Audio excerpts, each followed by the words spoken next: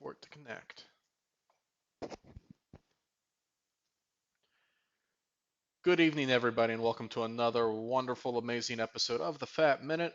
I am your host, six-time world drop ball champion Don John, joined tonight by my illustrious co-host, the world's most generous lover, BVJ. Hello. How you doing? Good. Good. We're getting really close to the end of this decade retrospective. Um, it's funny. I forget when we started doing this decade, but I remember we were like, oh yeah, if we do an episode a week of this, we'll be done by the middle of June, and life just went, psych. Yeah. Yeah. But hey, that's okay. Yeah.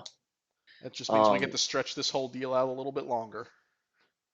I'm looking forward to moving on though. Yeah, me too. This has been fun and all, but I don't know. The retrospective of the 2000s was it just had a little bit more. I guess especially the latter half of the 2010s just hasn't had enough time to become nostalgic yet. I think I'll also the true. I think I'll also be looking forward to episodes with like a more unified singular topic. Yeah, definitely. But for tonight, we're continuing on with the year 2018. So let's jump into the news of 2018. We'll start off with the Parkland High School shooting, and I believe that was in Florida. Um, Mhm. and I mean, we've talked about a couple of mass shootings in this decade, doing these retrospectives, especially in this decade. Um, and it seems like each one brings like a new angle and a new like chapter to the argument of gun violence and gun laws in America. But this one, it really hit a new low in a lot of ways because this was when people started legit telling survivors and calling survivors to their fucking faces that they were crisis actors and that it didn't happen at all. And Yeah. that was like the thing that stuck out the most to me with this thing because it got to the point when a lot of high school students were like starting to organize and protest about gun violence and gun laws, and it's just like you're kids, you should be like in biology, not worrying about like doing this shit so you don't die. um, Yeah. so that was bad enough, but the fact that you have fucking people telling kids your friends didn't actually die, you're just an actor, this didn't happen, like Yeah. it was just really fucking disgusting to me, and it just brought things to a whole new low in regards to this whole thing. Yeah. Um, I remember how mean, people were to Emma Gonzalez, Mhm. the one girl with the shaved head, making fun of her for having a shaved head, because no other girl before her ever did that, apparently. I think Um, conservatives, ever since that incident on Saturday Night Live, I think all conservatives think every girl with a shaved head is Sinead O'Connor. yeah. Well, and then, And if but you yeah, don't know no, if you don't know what incident I'm looking up, if you don't know what incident I'm talking about, go look that up. yeah. But yeah, and then they especially like David Hogg. I remember there was Mhm. two main talking points against David Hogg. One, they would say he wasn't even in school that day. To that, I'm like, even if he wasn't, first of all, we, I've never. That doesn't fucking matter. He still lost friends who died. Mhm. Um, he was still impacted by a tragedy. And then Laura Ingraham on Fox News started mocking him for the fact that she was able to dig up that he had applied to different schools and he wasn't accepted yet. What does that have to do with Yeah. anything? Yeah. Um, and but yeah, no, it, it was an all-time low for America to not just mock people who were, you know, um, uh, gun activists or anti-gun activists, but to mock survivors of gun violence. I mean, I don't know how it just keeps getting worse, but it did. Um, I don't know. It's there's a lot of emotions, but it's hard to put into words. And I guess I don't have much more to say than proud of the kids, really Hmm. disappointed in a lot of adults Hmm. who had hot takes on it. Yeah. Um, I guess it was like, I guess it comes down to if anyone should be allowed to have an opinion on a certain event, it is the survivors of said event or the people that were, directly impacted by said event. And if you're just some nobody in Western Maryland, for example, who, you either Way to call support me them, out. you either, no, you either support them and hear them out, or you shut the fuck up. Yeah. And that's all I have to say. Yeah. All right, we'll move on to the next one, the wedding of Prince Harry and Meghan Markle. And I remember when, in an earlier episode when we were doing one of these retrospectives, we talked about the previous royal wedding with Kate Middleton and just how the second she like became a thing, like in the public eye, the press just fell in love with her and just put her on this pedestal and painted her as like this angel. And I'm not saying that to be like she's a bad person in real life. I don't fucking know her. Um, I'm sure she's a nice woman all around, a nice person.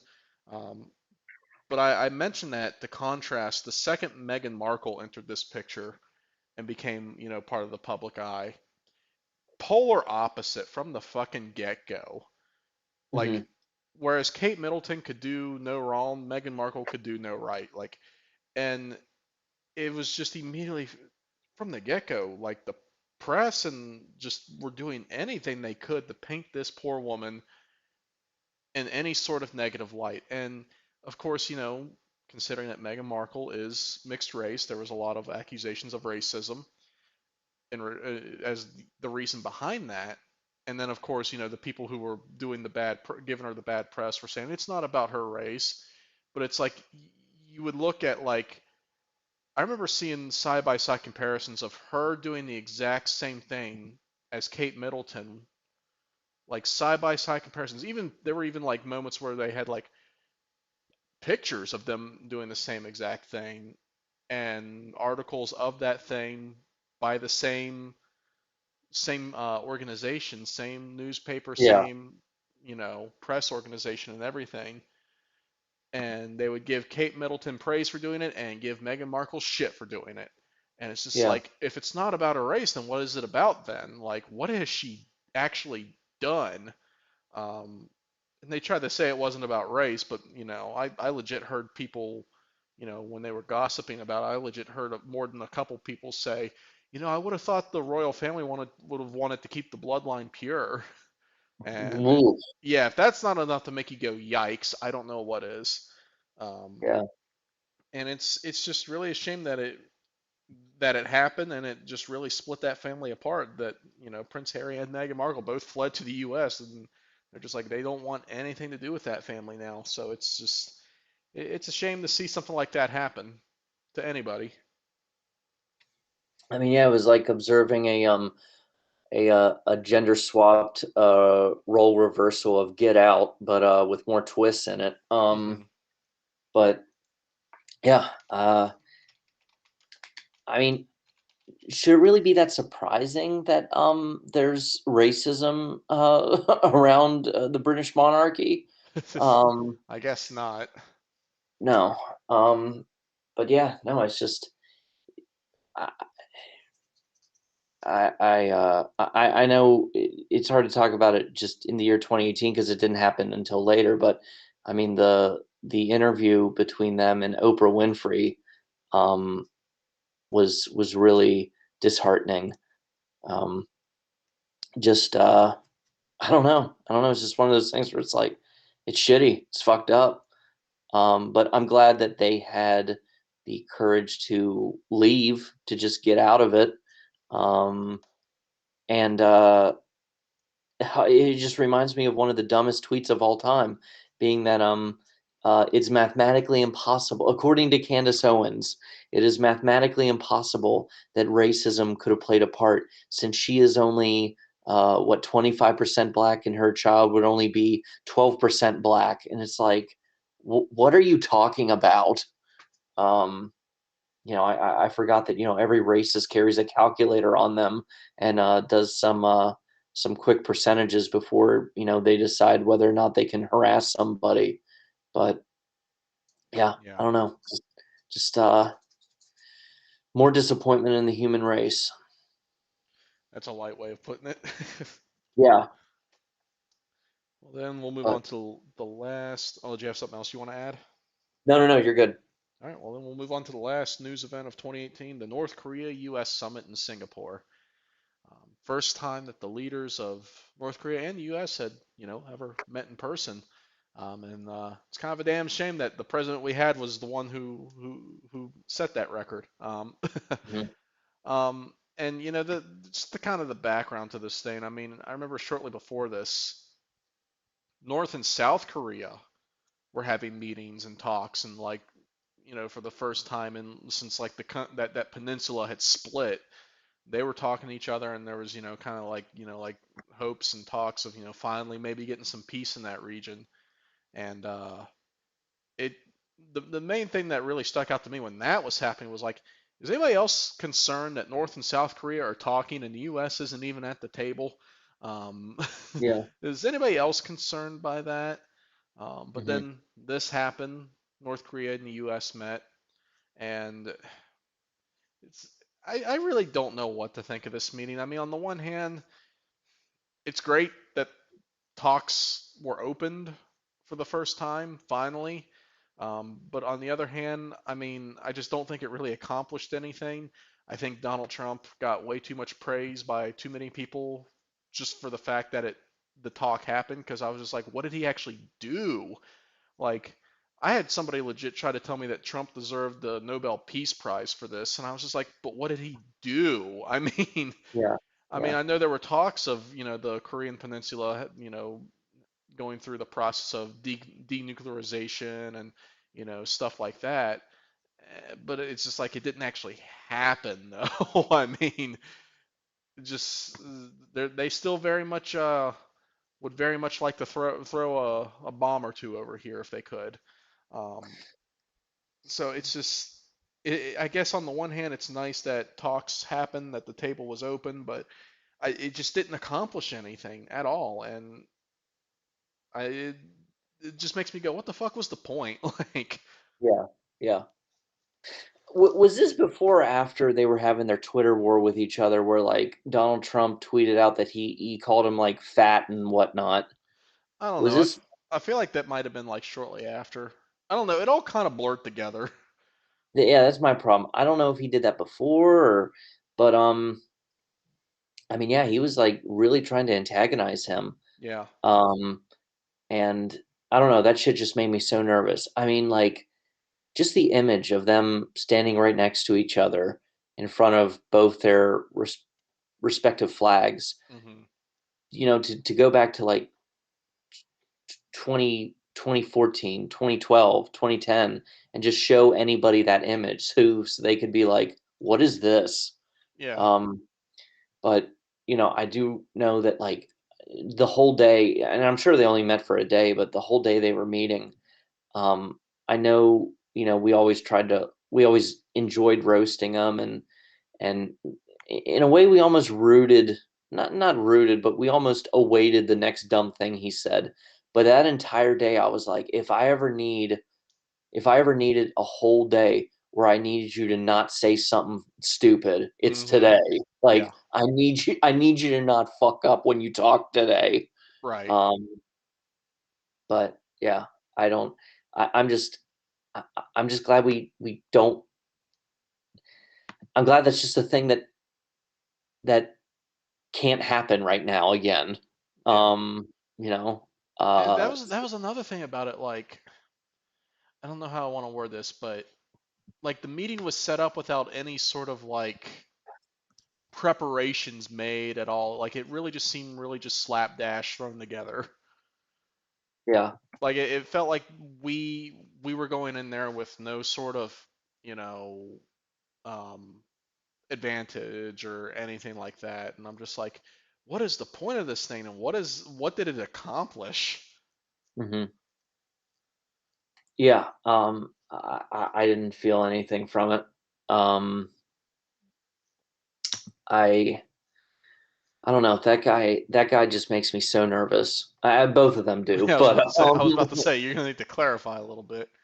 yeah. Well, I guess the guy that still has political power right now does more. Yeah. But yeah, no. So that's all I got to say, really. Alrighty, well then we will move on to movies of 2018. We'll start off with a bit of a fun one. Venom, movie that had been kind of talked about ever since like what 2006 when Spider-Man 3 came out. They were like, we're gonna do a Venom 2007. 2007. Yeah, they were like, we're gonna do a Yeah, Venom solo movie, and everybody was like, well, please don't bring back Topher Grace. yeah. And it was weird having a Venom movie that has no connection to Spider-Man at all.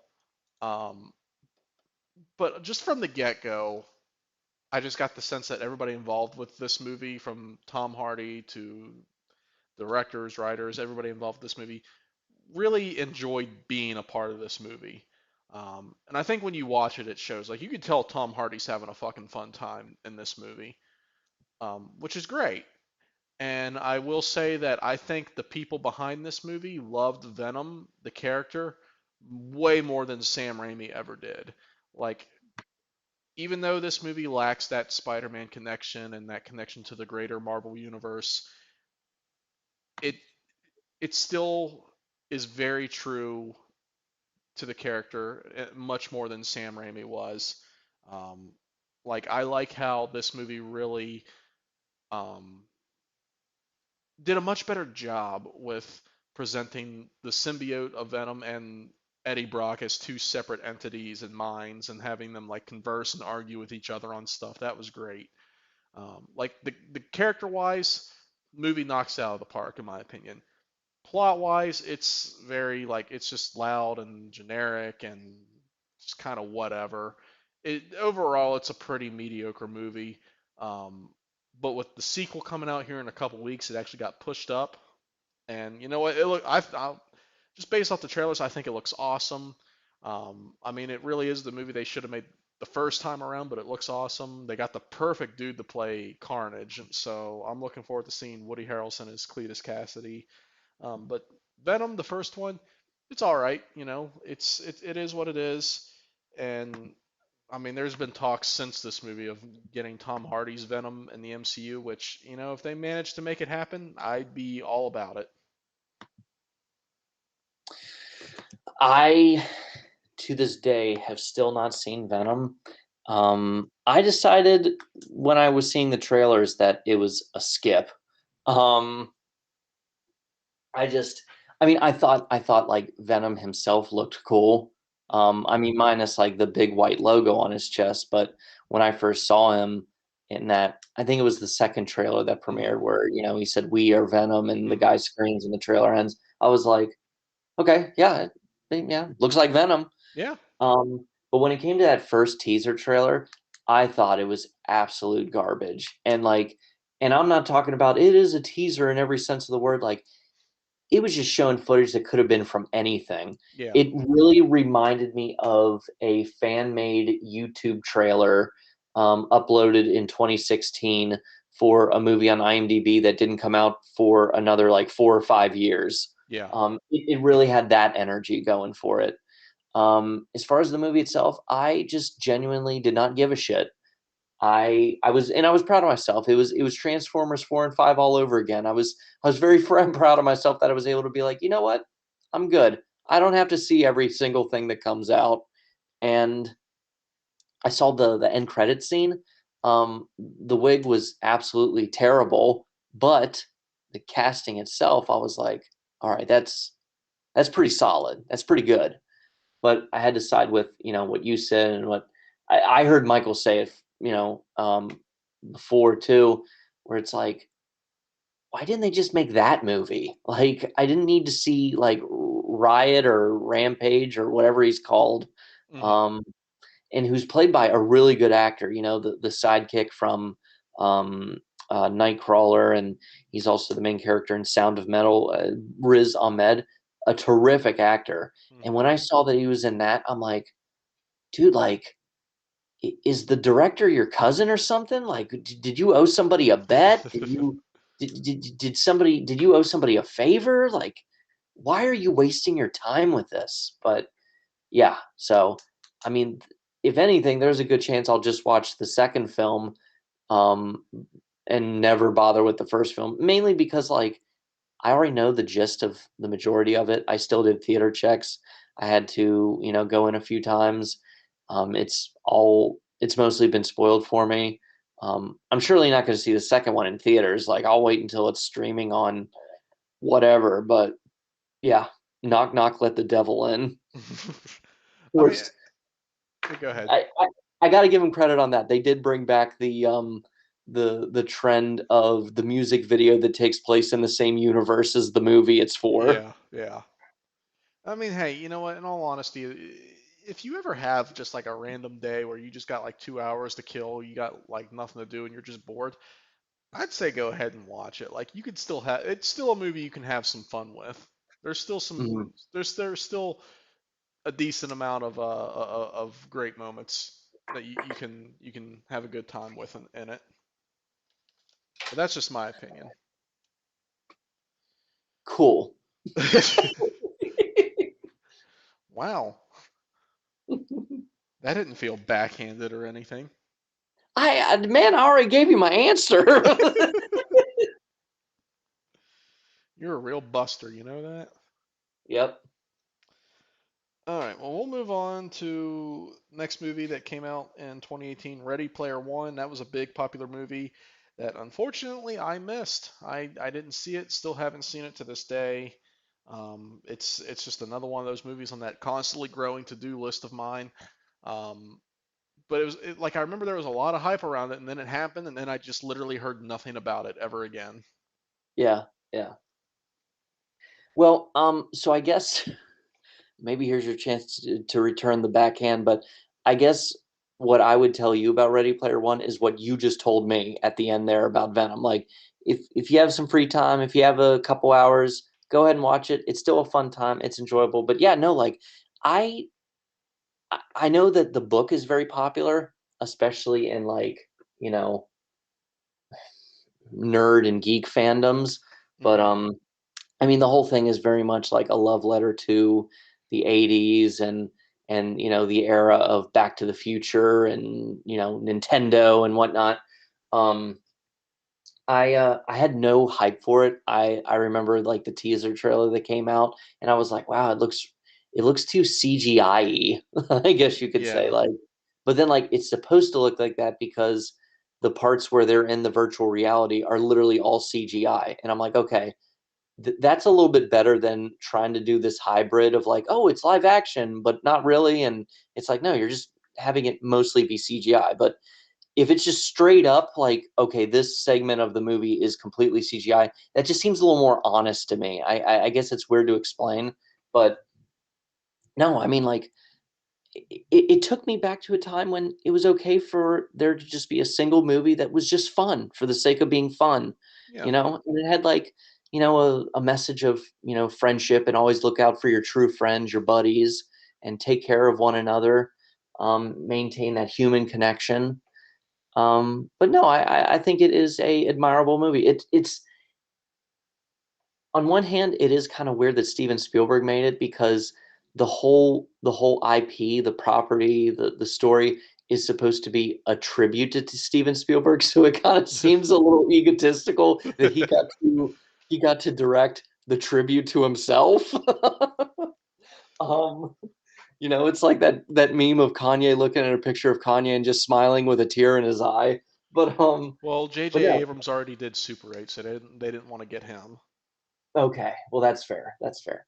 But on the other hand, They maybe they also got a preview of the of the Rise of Skywalker script. yeah, that's true. So yeah, he got to make like again, the whole thing is like a cover song. It's like a cover band for Hmm. that era, and they got like the main original OG rock star of that period. But the better part is it's without a doubt the most fun movie Steven Spielberg had made in a long time.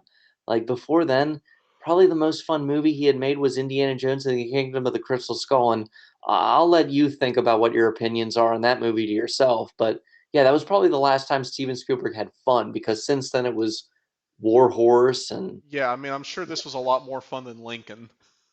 yeah, for sure, for sure. He definitely fell. I mean, other than like the Adventures of Tintin, which I still haven't seen, but I'm sure it's okay. They never made it 10 years later, and they still haven't made that sequel. That was like basically him and Peter Jackson were supposed to take turns. Like, I'll make the second one. Well, I'll make the third one again, and then I'll make the. It's like okay, all right, way to. So that was a lie. But no, Ready Player One, and also there's the segment where they recreate The Shining, Hmm. and it's cool. It's cool. Like some people like critique it as being like cheap and like artistic betrayal, and it's like just shut up and have fun with something for 2 hours. Yeah. Um, so yeah, no, I recommend it. It gets a solid and confident thumbs up from me. Alrighty.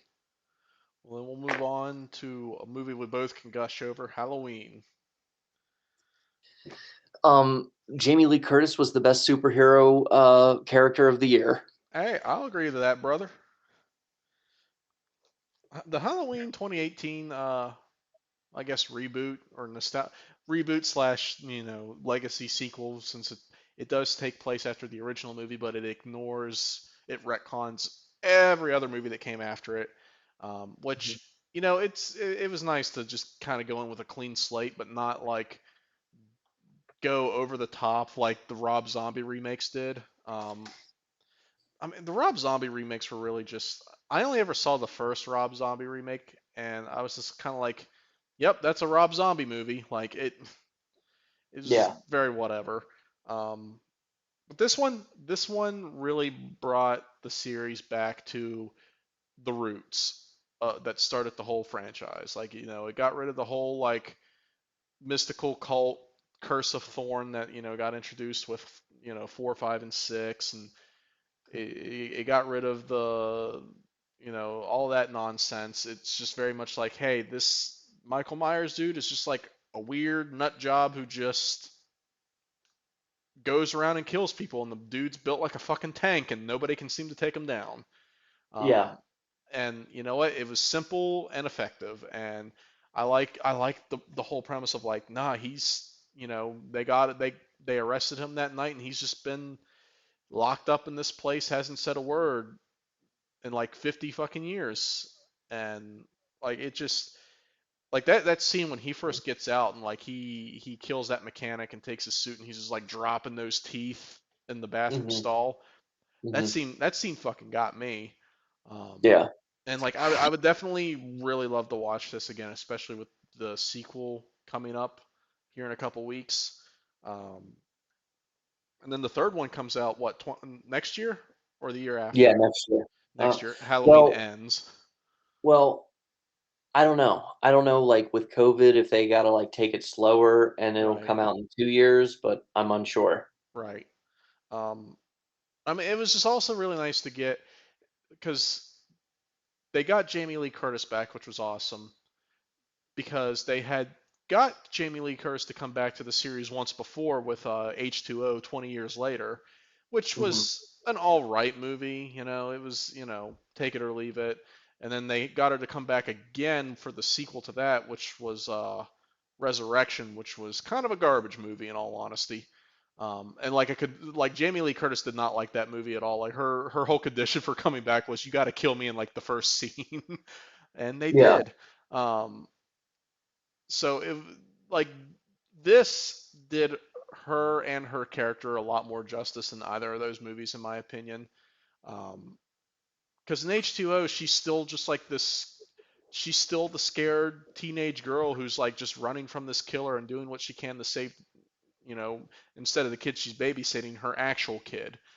Um, but in this one, like she's a legit, badass who borders on fucking paranoid and just has PTSD and is just going all out like she's ready for fucking war when she's gearing up in that compound that she calls a house. I mean, Like, she basically grew up to become a justified doomsday prepper. yeah. and it did her and her character a lot more justice in this movie, in my opinion. Yeah. No, I was relieved to hear that they were just doing a direct sequel to the first film, and the only one that John Carpenter made. A lot of people I feel like some people are mistaken on that they're like, oh yeah, and then he made the second one and then he was done. No, he didn't even make the second one. And then I also like how, He was still heavily involved with its production though.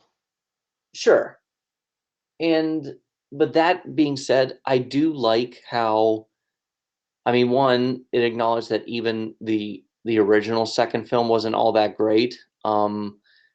I've only seen the original, other than this one. I've only seen the first one. I haven't seen Really? any of the others.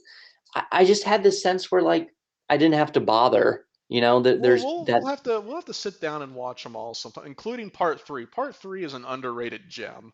Um, See, well, since we're on the topic of that, I hear part three is as like its own standalone movie in its own right. yeah, If you don't have like the pre-established expectation or disappointment of where's Michael Myers, as long as if you're able to just not give a shit about the existence of Michael Myers for a couple hours, it's actually a solid movie. yeah. Because for those who don't know, the original idea for the Halloween franchise was it was going to be an anthology series where each movie was going to be a different story about something happening on or around Halloween. Halloween Right. 3 has absolutely nothing to do with Michael Myers, and it takes place pretty much in like a different universe. And like Yeah. people, it got shit reviews when it came out because of that. So they brought Michael Myers back with part four, and then people gave the movies after that not so great reviews because they got tired of seeing Michael Myers. It's like, what the fuck do you people want then? Like, Yeah. Well, then, and then also, I mean, not to keep like curb stomping number two, but I feel like that's another sin of number two where I feel like they shot themselves in the foot there. Where if you wanted to do that route, if you wanted to go that path of like each film is its own story, then you should have just had, Halloween 3 Season of the Witch be the second film. But by yeah, but having, and that the but and by the having that sequel where Michael Myers comes back, it's like, well, you did kind of like confuse people then. yeah, but in defense of that, part two, spoiler, it does like it does pretty much like legit kill him at the end of two. Like it very much implies that he is legit dead.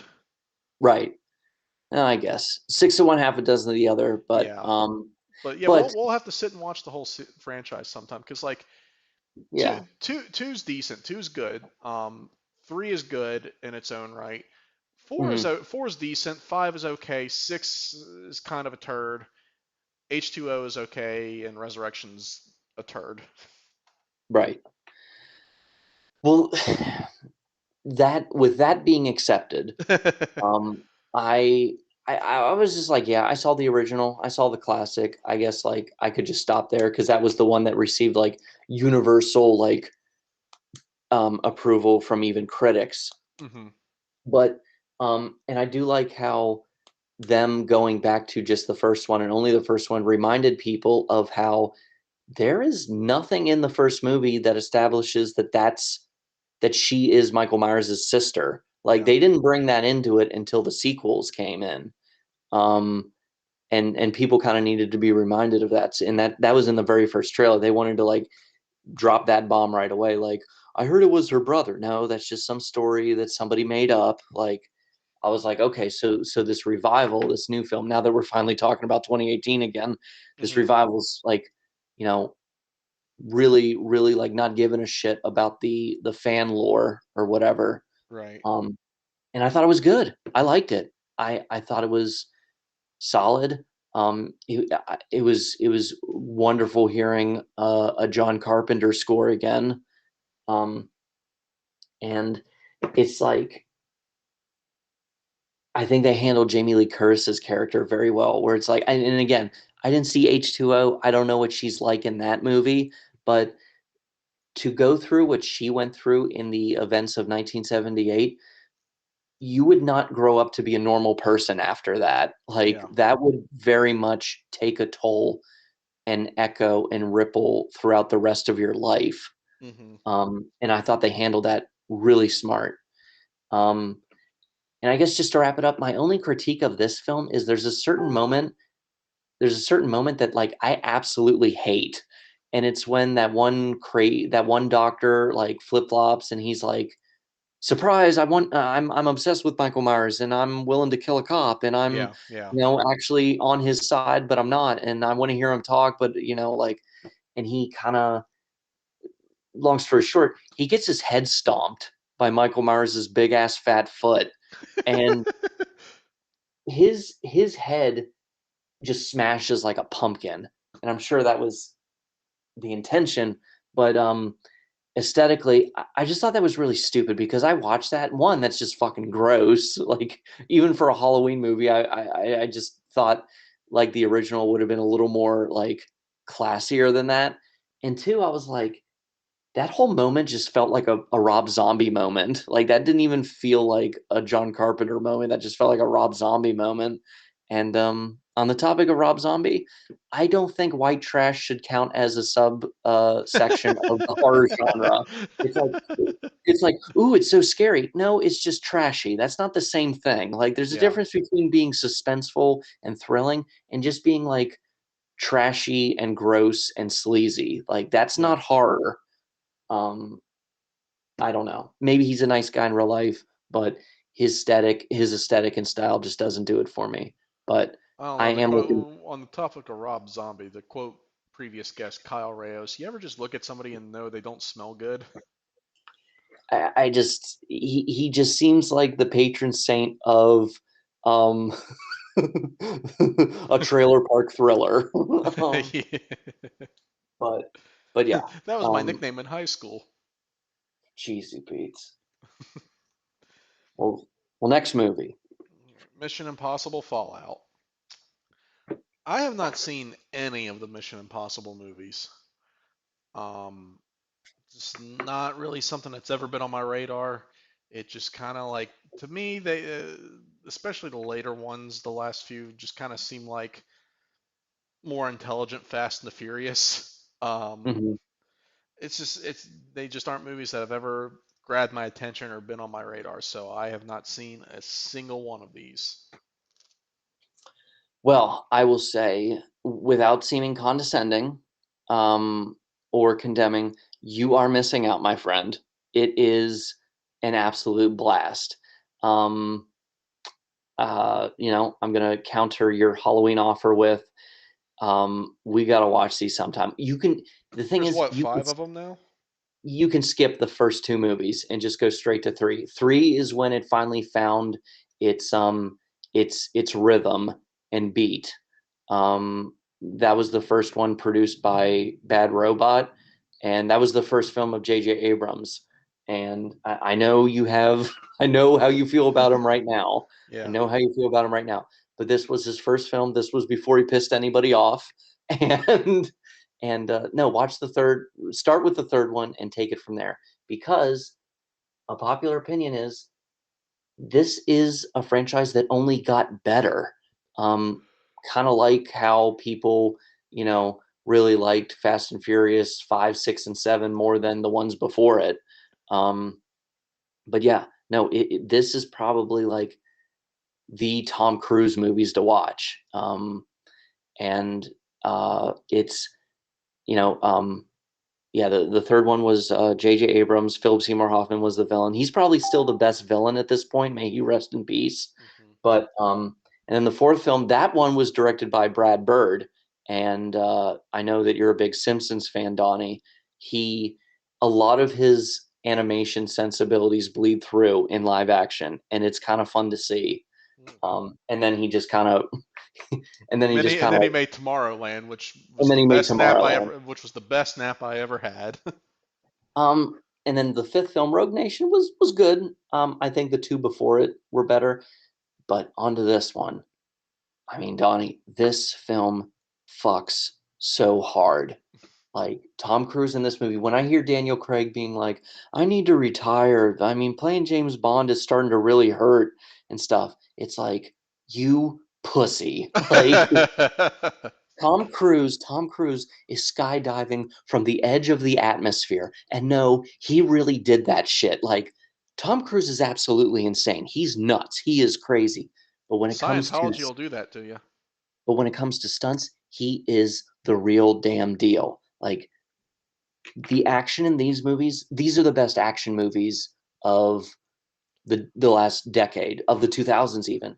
The action in these movies are better than any action, practical action you will see in a superhero movie. Like Marvel Studios has not produced a single fight scene that is anywhere near these movies. I'm sorry. I'm calling them out on it now. They're good movies, but when it comes to the action department, they are vanilla. They are mayonnaise. Like these films have big old balls. But no, I don't want to spoil anything because this one more so than the other ones is kind of spoiler heavy. But I saw this in theaters, the week after it came out. Luckily, none of it was spoiled. But I can't tell you the last time. I can't tell you the last time a movie, a blockbuster film, had me on the edge of my seat. Literally, I was like, "What is going to happen?" Like all the stunts, all the moments, masterfully done. I can't recommend it enough. All right, well then we'll move on to the next movie, Fantastic Beasts and Where to Find Them: The Crimes of Grindelwald. Now, I saw the first Fantastic Beasts movie and I thought it was good. I enjoyed it, and I thought it was a nice like first step into a wider like Wizarding World expanded universe kind of deal.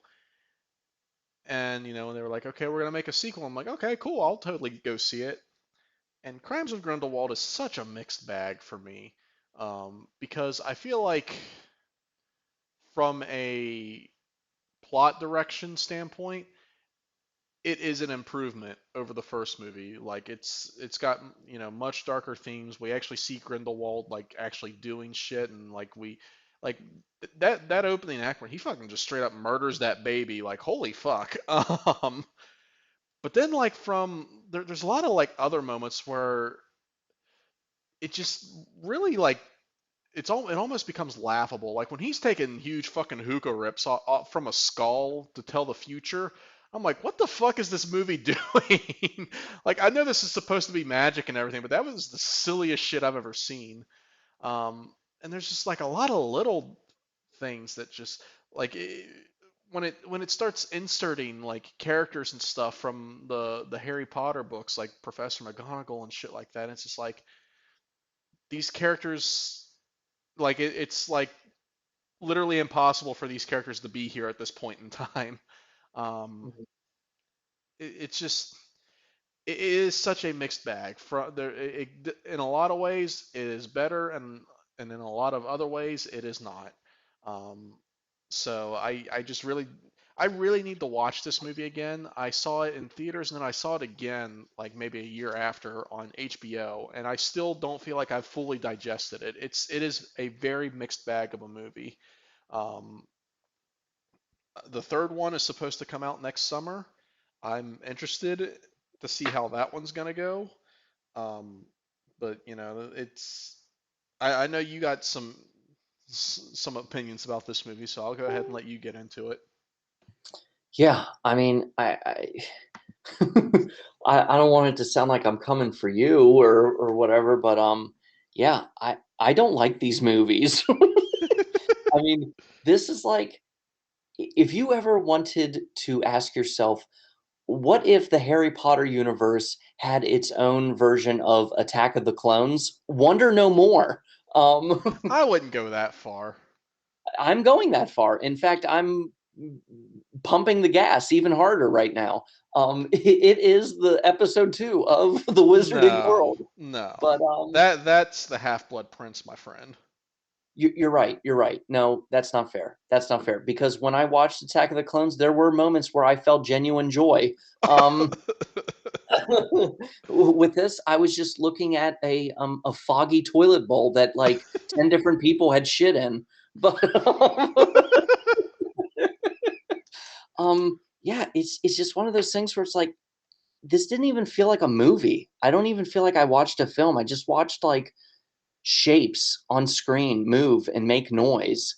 Um, it's like kind of like on the other side of the spectrum as the later Transformers movies. It didn't so much as like, you know, wake me up and give me a migraine. It just puts me to sleep. I care about virtually none of these characters. I think almost nobody does a decent job. I like the big guy from Fanboys and Take Me Home Tonight and Balls of Fury. I like him. Um, Dan and Fogler. Yes, Dan Fogler. I think he's.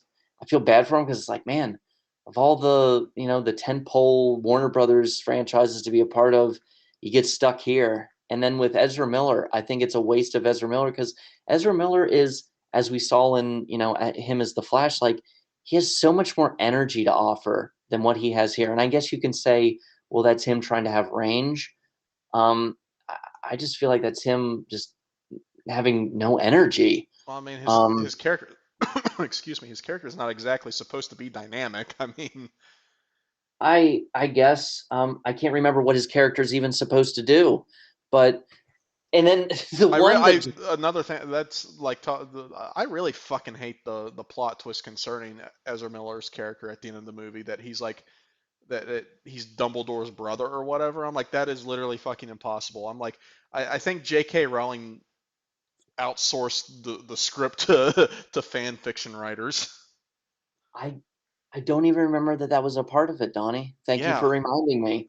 Um, uh, I'll do absolutely nothing with that memory, but but it's and then oh, man, Eddie Redmayne in these movies, I can't stand him. I'm sorry, like I don't think any I honestly and I went on a rant about this guy. I would rather root for Ted from How I Met Your Mother. I mean, he is just Wow.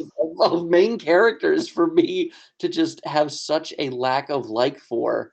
And then the character who plays his brother, he looks more like he's his stunt double. Like, and I know you could say, well, yeah, they're supposed to kind of look alike. Like, they're supposed to be brothers. Of course, they resemble each other. They have the same parents. No, it's in like he looks like him, like he can stand in his place. But then I look at this other guy and I'm like, I don't believe that you're a real actor.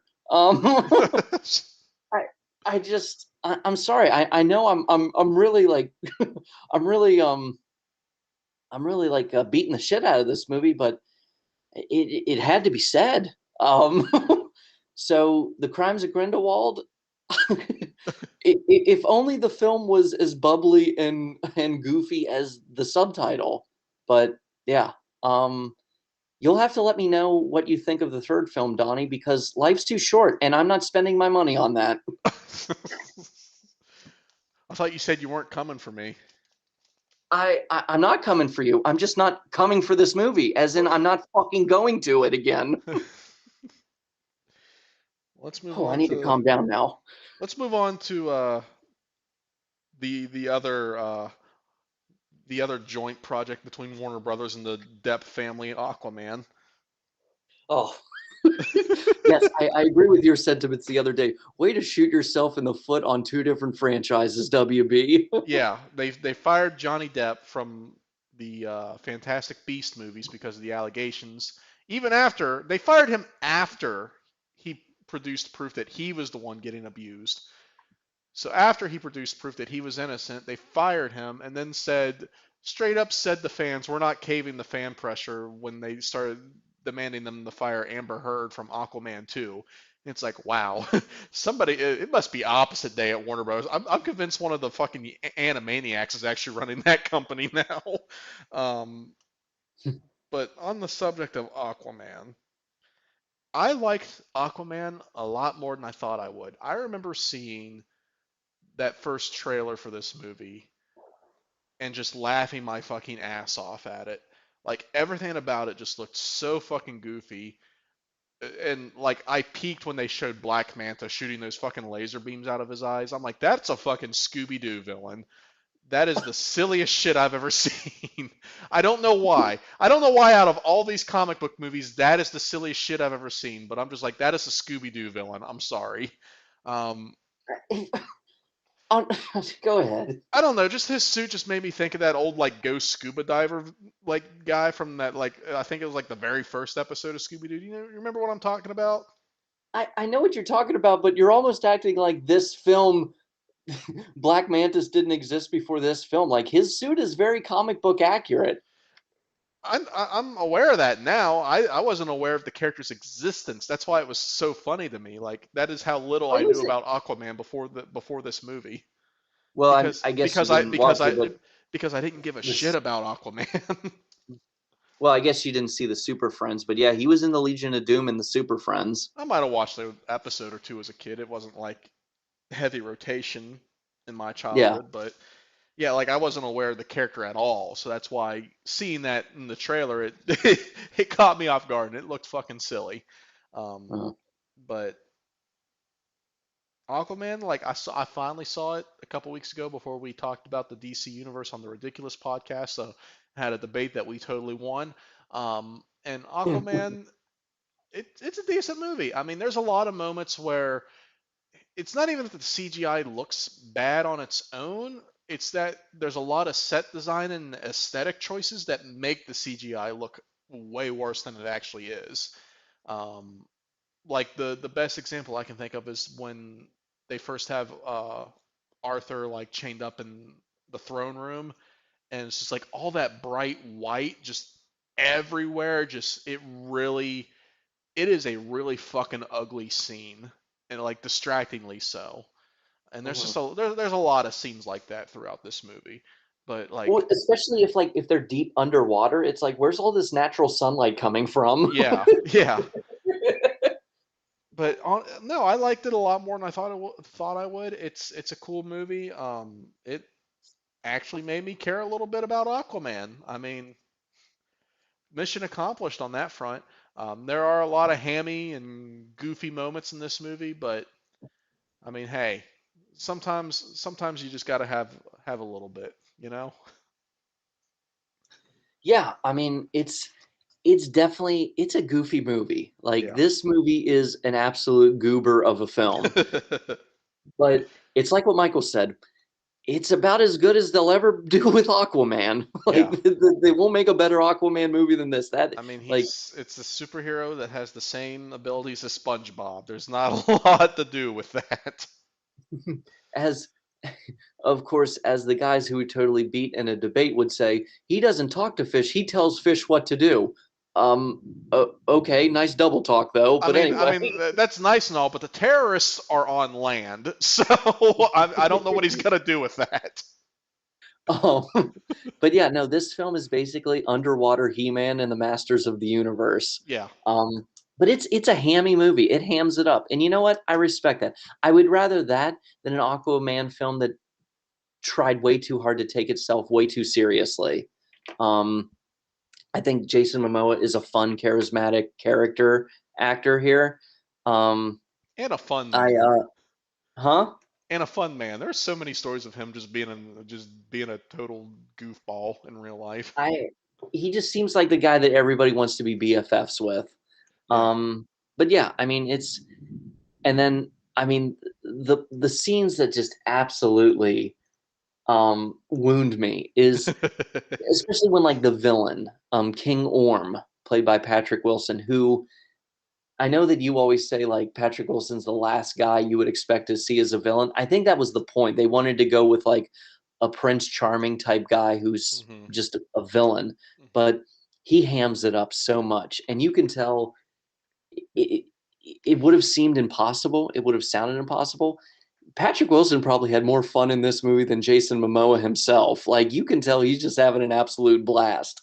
But he's delivering these like classic cliche bad guy speeches while he's like doing little kicks underwater, like he has to like swim or whatever. And hmm I'm like, I can't take you seriously if you're like almost doggy paddling.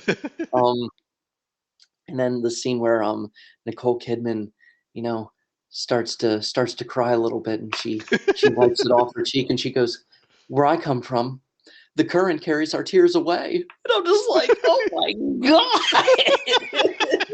Like, I can't tell you the last time I was laughing so hard in a superhero movie. Like it is just so cheesy. It's so corny. Um, yeah, it's. But you know what? You had to make an Aquaman movie campy. You had to embrace it. You had to own up to it, and you had to embrace it.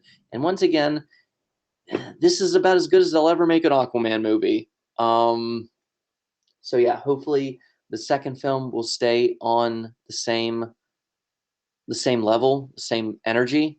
But yeah, it's not great, but it's a fun time. It's a It fun time. it doesn't get into why he's the only one that can talk to fish, does it?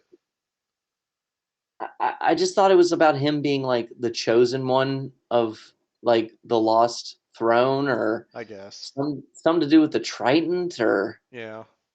I man, I don't know.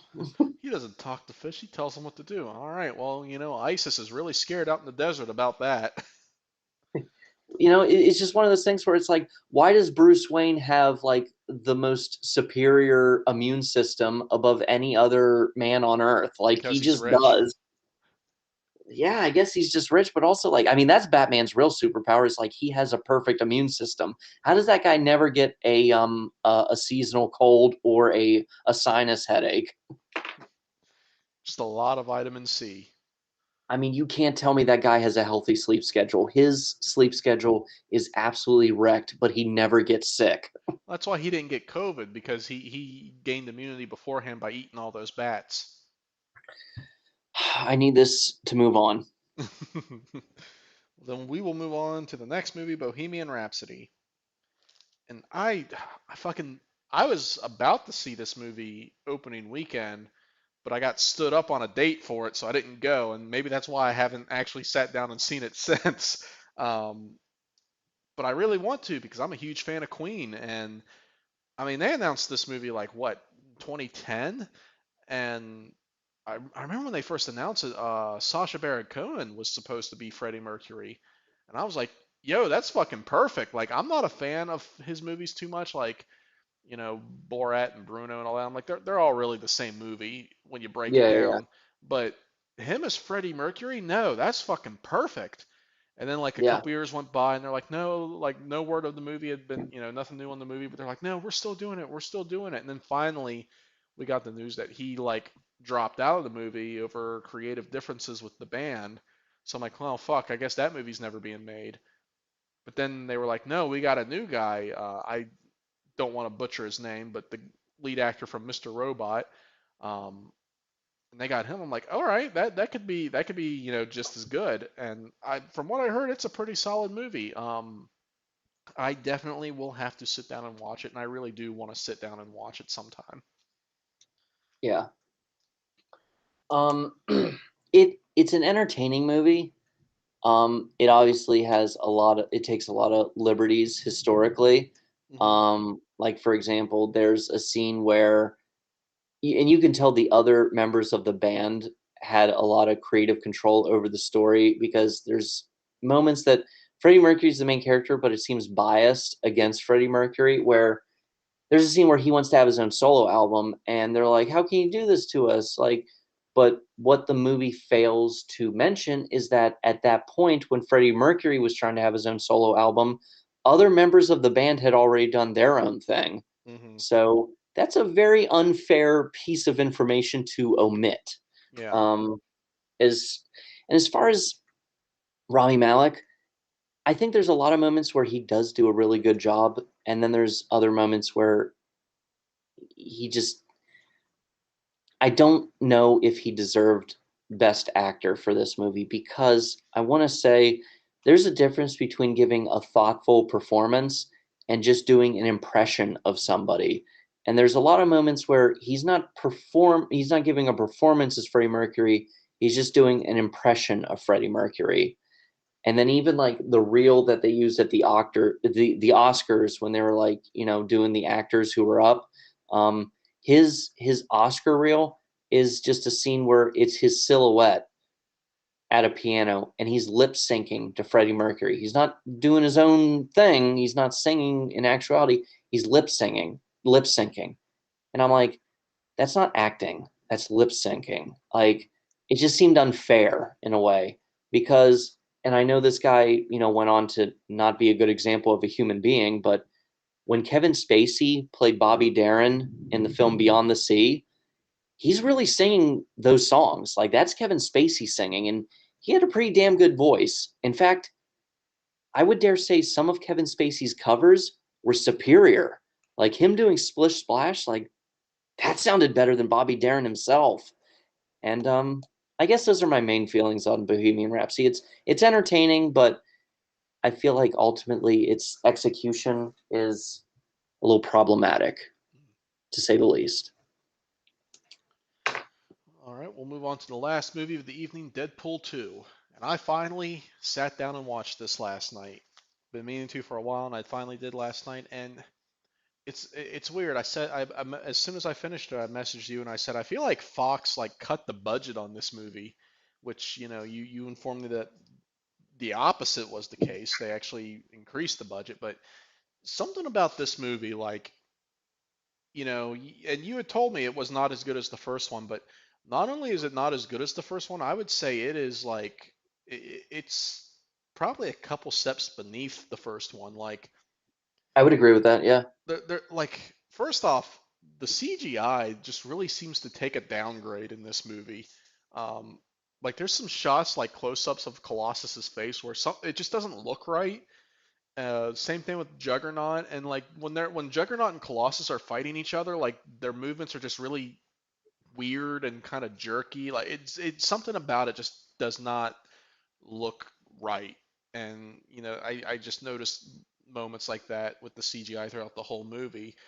Um, Also, I just feel like the something about the humor just got a lot more juvenile in this one compared to the first one. Like similar senses of humor, but with the first one there was more.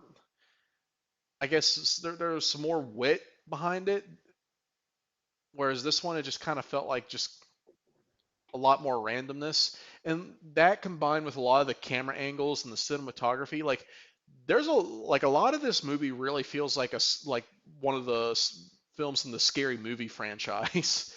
um, like I don't want to say I didn't enjoy Deadpool 2, but I really would like I'd be okay because I was thinking like because they are planning a third Deadpool movie with Ryan Reynolds to integrate him into the MCU, and they have said it will be rated R. And I was just kind of like, I Mhm. wonder if they're going to continue the story set up with one and two. And I'm just kind of like, you know what? I'd be okay if they didn't. Like in all honesty, I'd be okay if they just started fresh. Um, Deadpool 2 just I would go as far as to say it was a disappointment.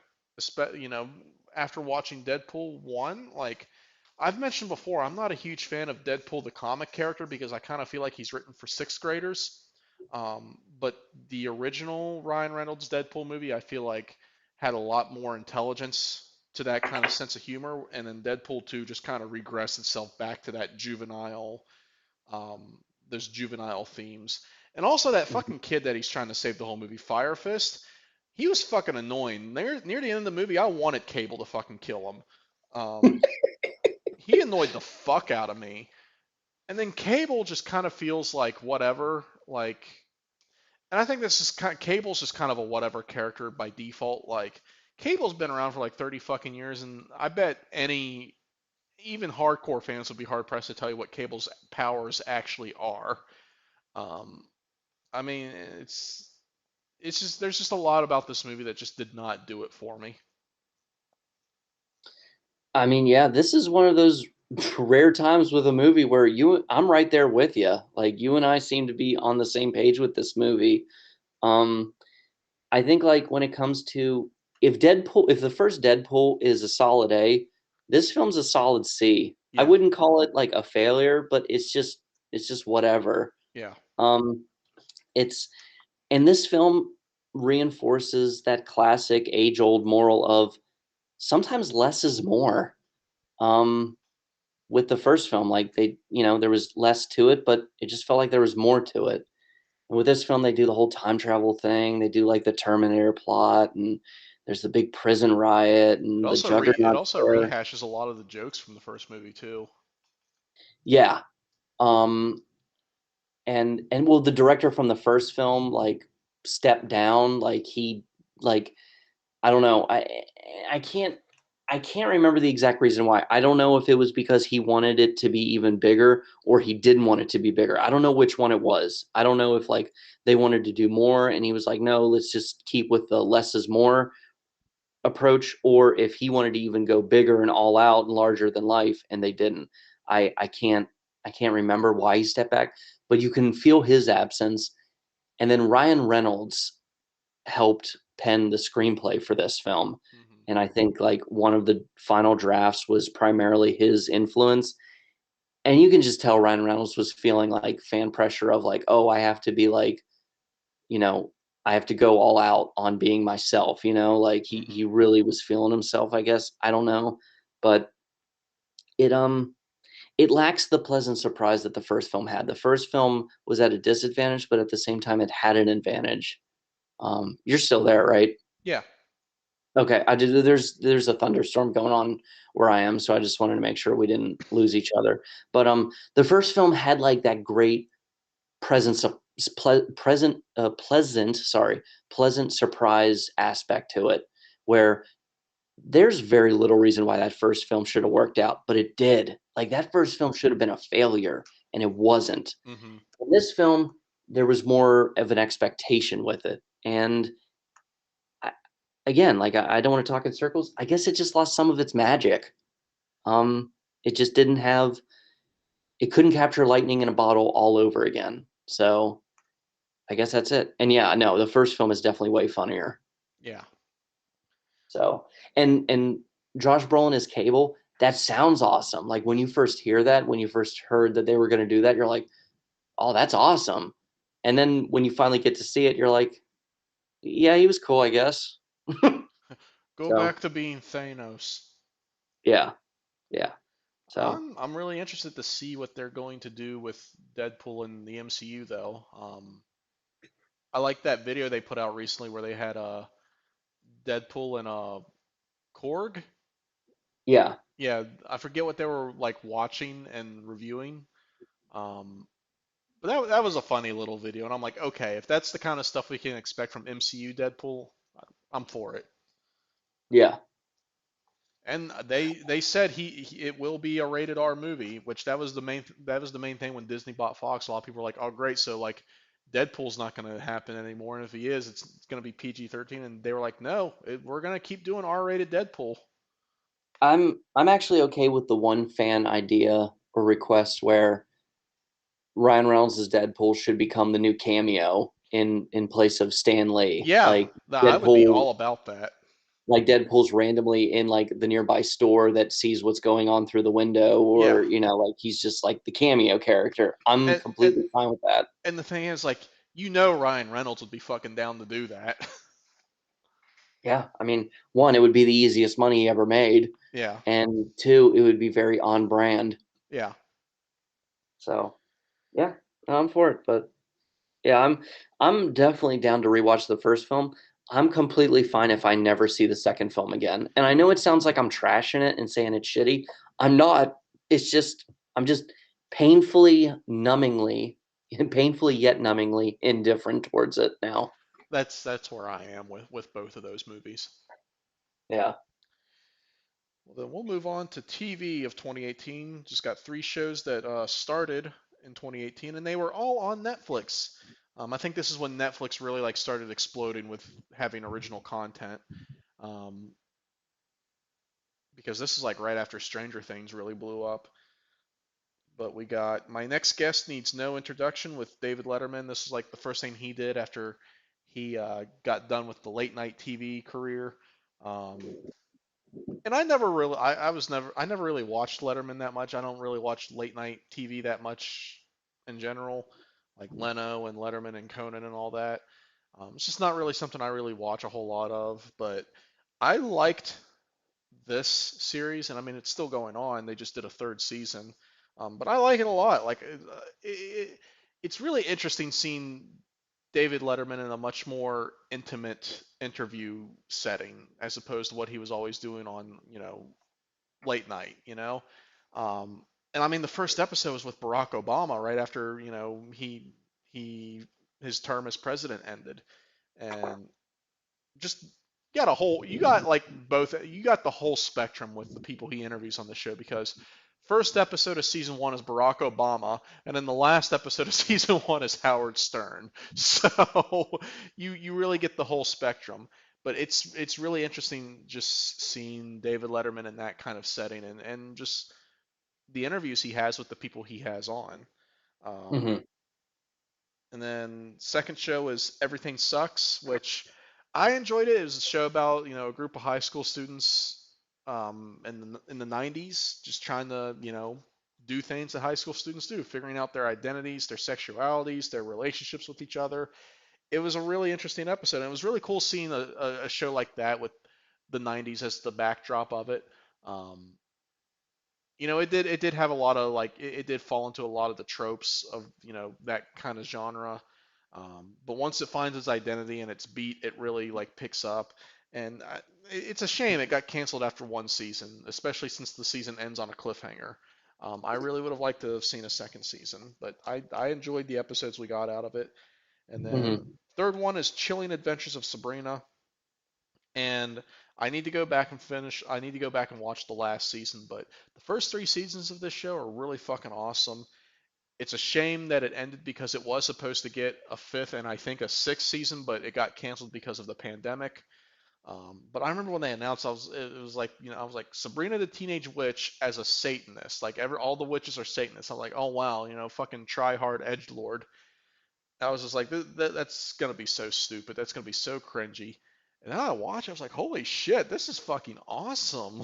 Like, it doesn't like lean into it too hard. It doesn't like take itself too seriously. Like, it doesn't like get over the top or edge lordy about the whole Satanist occult thing. It feels very organic that is like where these witches get their powers from, and it's really good. I really enjoy it, and I definitely recommend it to anybody. I really want to go back and watch that final season, but that is all I got to say about that. Yes. So, sorry. I thought you were going to do all of TV, but you were just doing TV that started, right? Yeah, yeah, we'll move on to Um, end it after.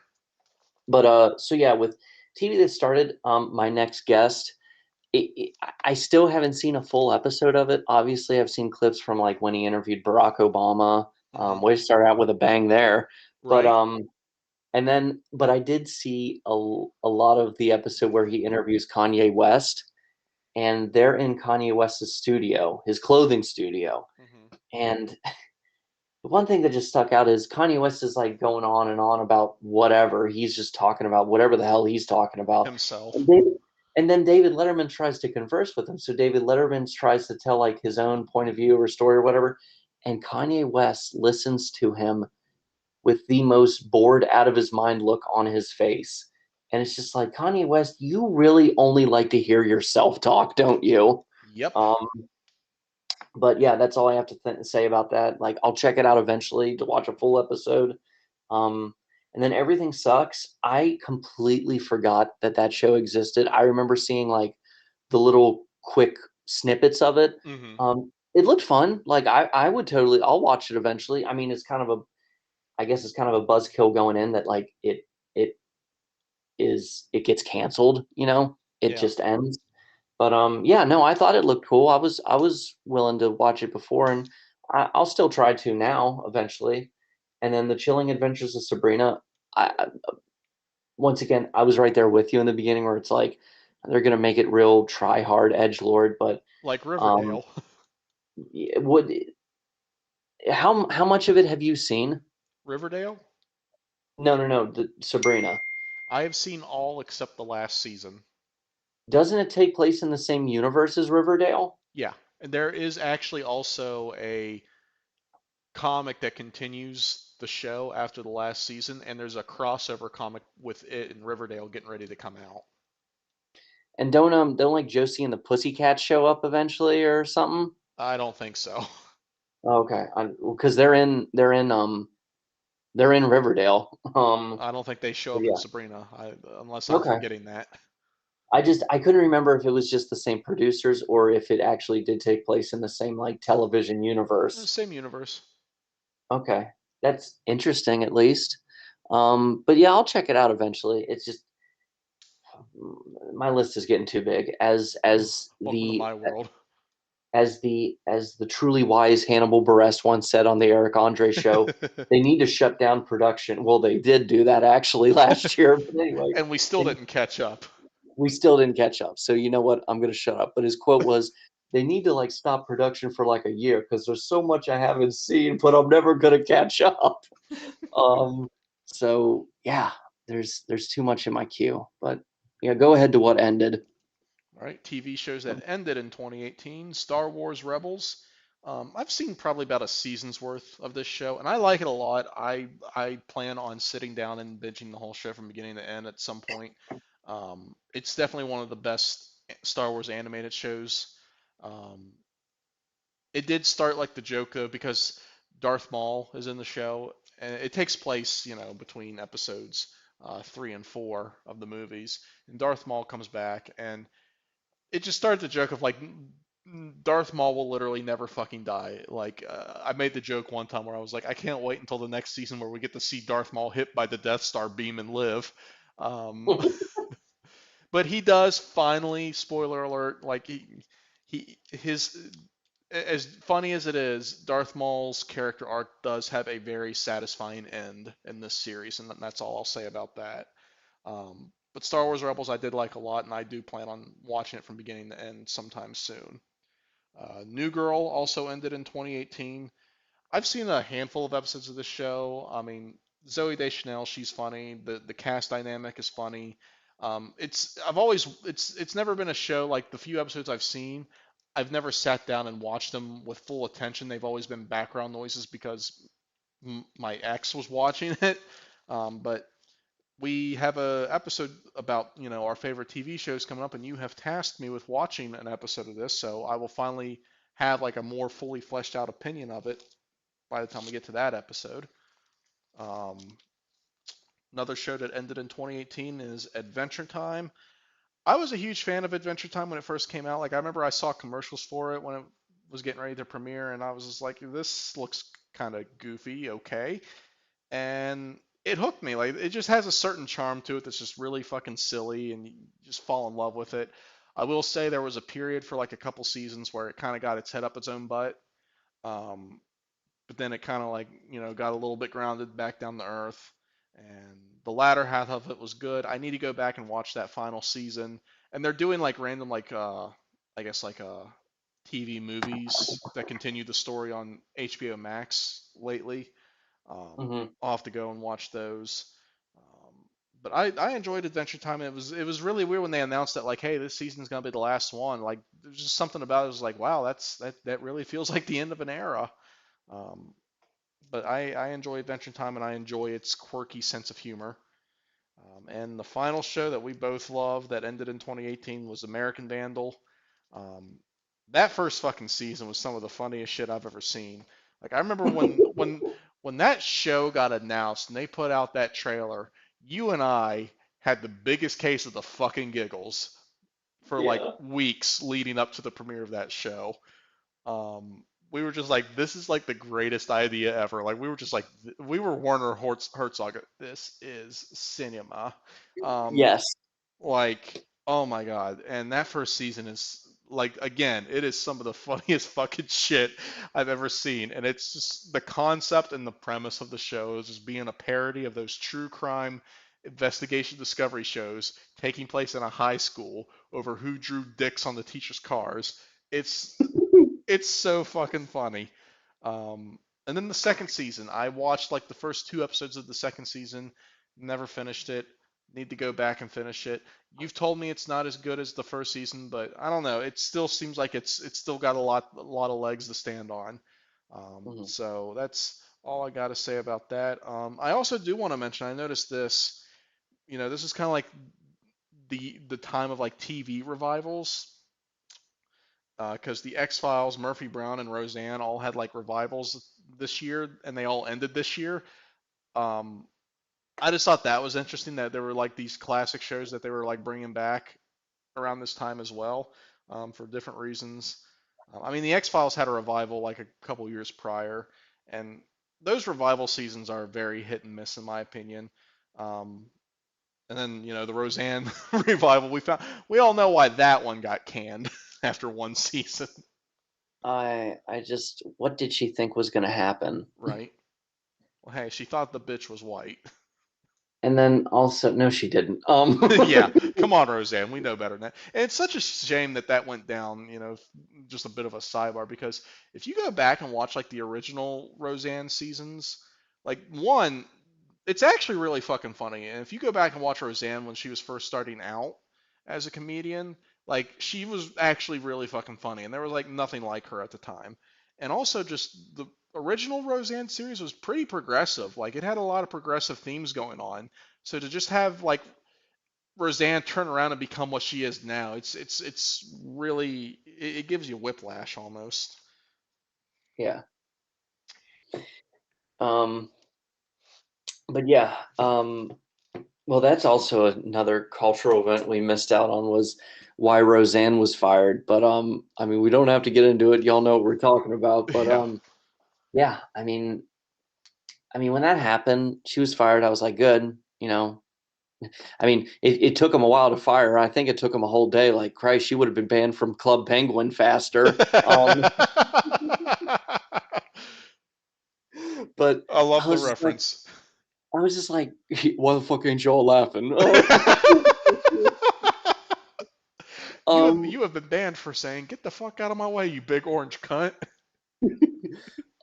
but John Goodman, why are you wasting time with this person? Like, please, just let it go. Oh man, Um, when they did that interview together on Jimmy Kimmel Live, you could tell John Goodman was just thinking like, "What happened to this person I used to love and admire?"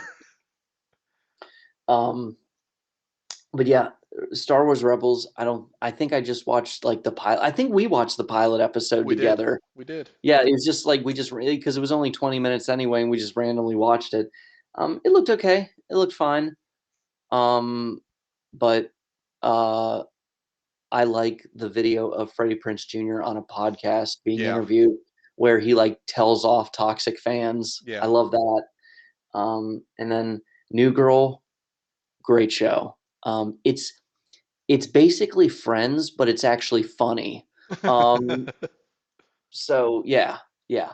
Like imagine Friends but funny, and imagine How I Met Your Mother but funnier. How I Met Your Mother had some okay lines here and there, even though like I can't stand that Ted character. But yeah, no, New Girl is the superior version of both of them combined, and I'm very excited for you to watch. Probably my favorite episode of the series.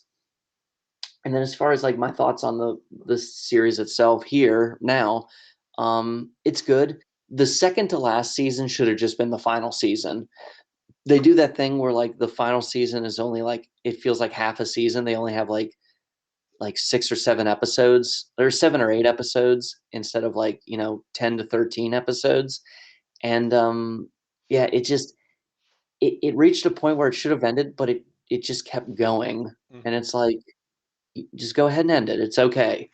But yeah, that's all I'll say without getting into spoilers there. Um, it's still on Netflix. I think yeah, it's definitely still on Netflix. I'm sure it might also be on Hulu. But yeah, no, if you're listening and you haven't seen it yet, check it out. It's a funny show. Like, stop rewatching The Office and watch something else. Um, but Adventure Time, I watched a couple episodes with you, Donnie. I thought it was charming. I enjoyed it. I haven't looked at a single episode since, but I'm willing to pick back up on it eventually, especially when Emma's old enough to watch a few episodes here and there. Hmm. Um, and then finally, The episode with the is horse is probably my favorite. yeah, yeah, that was a good episode. I remember that one. Um, with Adventure Time, it's the episode with the horse, and with SpongeBob, it's the episode with the gorilla.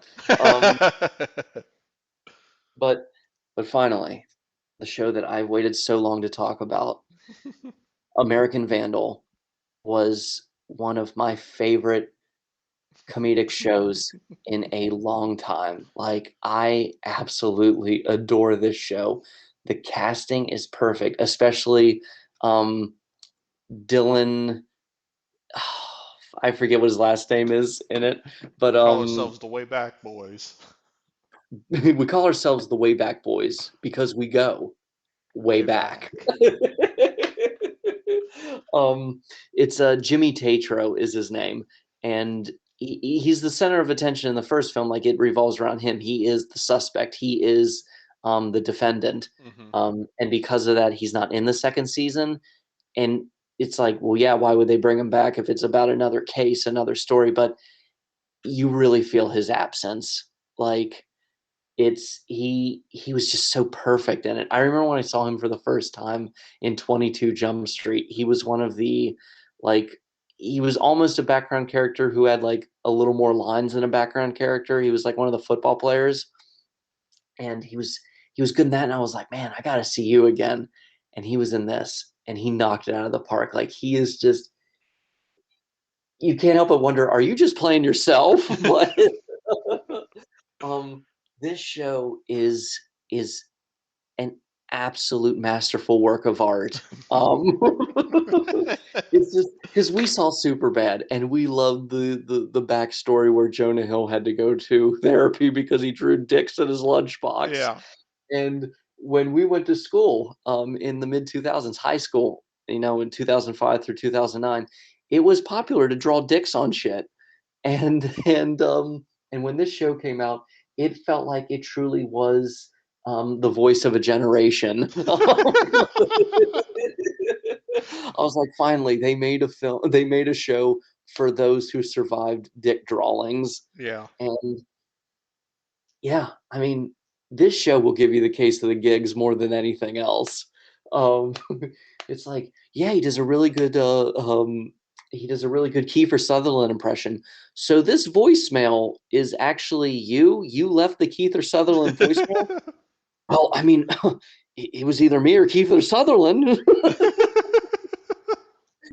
We got Jensen so bad, I thought he was gonna die. And then my favorite joke in the entire series, one of my favorite jokes ever. I have a very I have a very weird sense of humor because what makes me laugh, and I think you picked up on it, Donnie, and you love it, and Trevor loves it, and Kogo will love it too.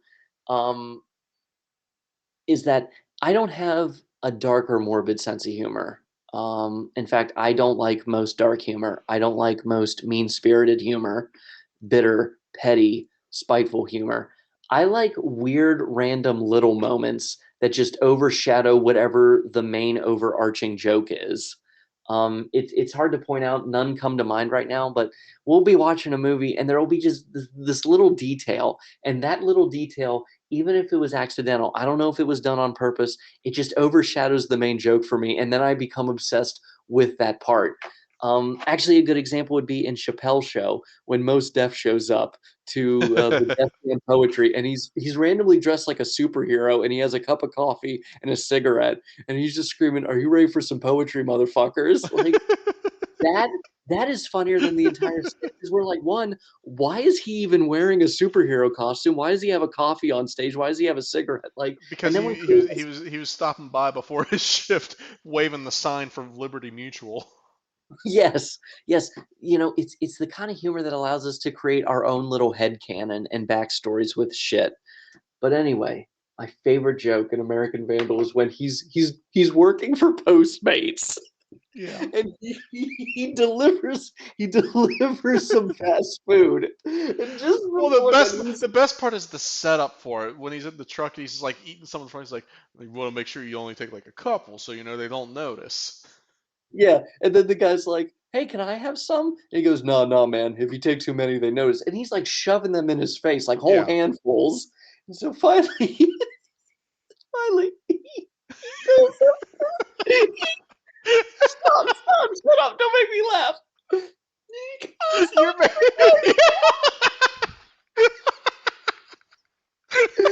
up. Okay, stop. He you goes up stop. to the he goes up to the guy's door, and the guy just looks in the bag, and he looks at him, and he goes, "Did you eat my fries?"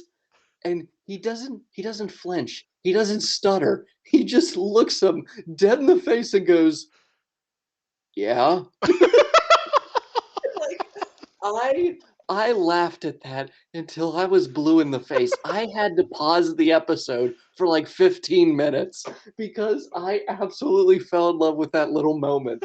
Because and you could say this is me grasping at straws, splitting hairs, this is me like really overreaching.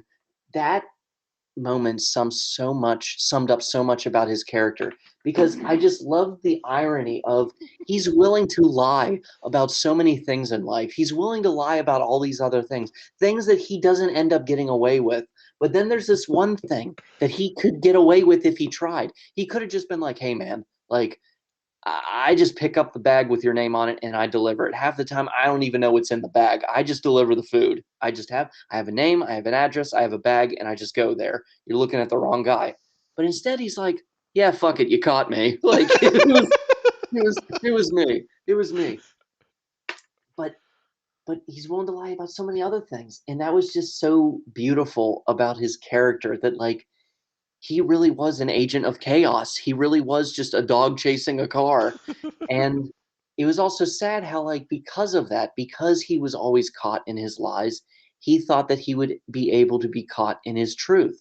He believed, well, if the system was able to prove that I wasn't innocent all those times, surely this time the system will be able to prove that I was innocent because I actually am innocent. But instead, he had to come to the realization that the system had a agenda against him, and it was just a really good message on the justice system and judging people. And I mean, yes, the whole thing is just a giant parody of Making a Murderer, but it is genius, and the way it mimics documentary filmmaking is just chef's kiss. Like, I love this movie.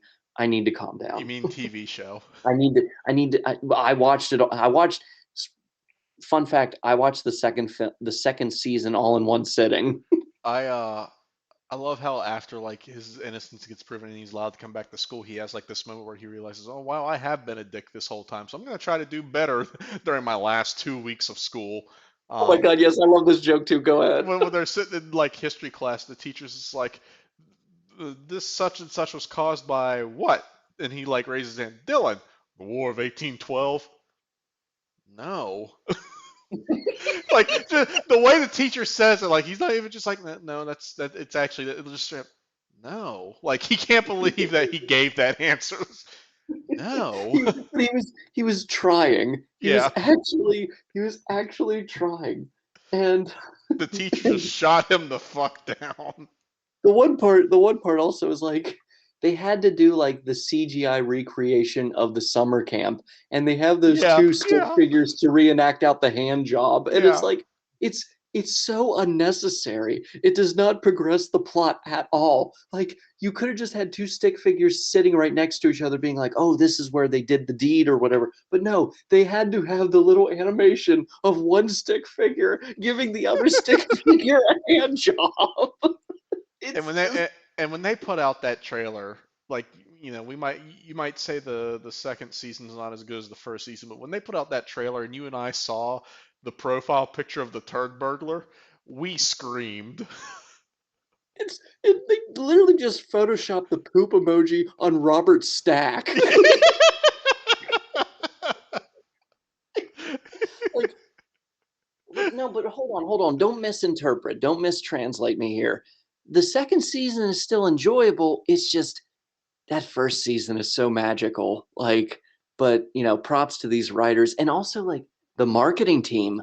Like, there is a lore behind the show because like all those like Instagram profiles that you see in the show, they actually exist. Like, they created several different Instagram profiles where they tag each other and reference each other, and like you gotta view certain posts in a certain order. Like, these people had way too much time on their hands, but They should have done one more season with them in college. yeah, and find a way to bring back Dylan. Um, I don't know, but yeah, I am forever bummed out that the show was canceled. But I was at peace because I'm like, you know what? Yeah, I didn't want it to become the next Workaholics, where Yeah. it just kept going and it went on for too long, and it became that guy you knew in high school where you think of them how they were in freshman year, and then you see them again in senior year, and you're like, wow, you really are just up to the same old shit, aren't you? Yep. So, but anyway, I throw the ball back to you. All right. Well, we will close out the show with music of 2018. I'll just run through it here.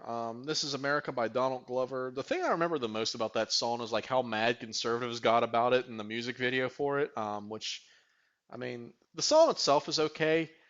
It's what's more important than the song itself is the lyrics and the messages behind it, which just really touches on a lot of shit that was going on during that year and going on now still in this country. Um, and I just remember seeing conservatives all over the place getting mad about it, and I'm just like, it was just really a giant exercise in wow, you guys are really missing the point here. Um, Also, the album Scorpion by Drake came out. I didn't listen to this. Just Drake's just not somebody I really listen to. Rockstar by Post Malone.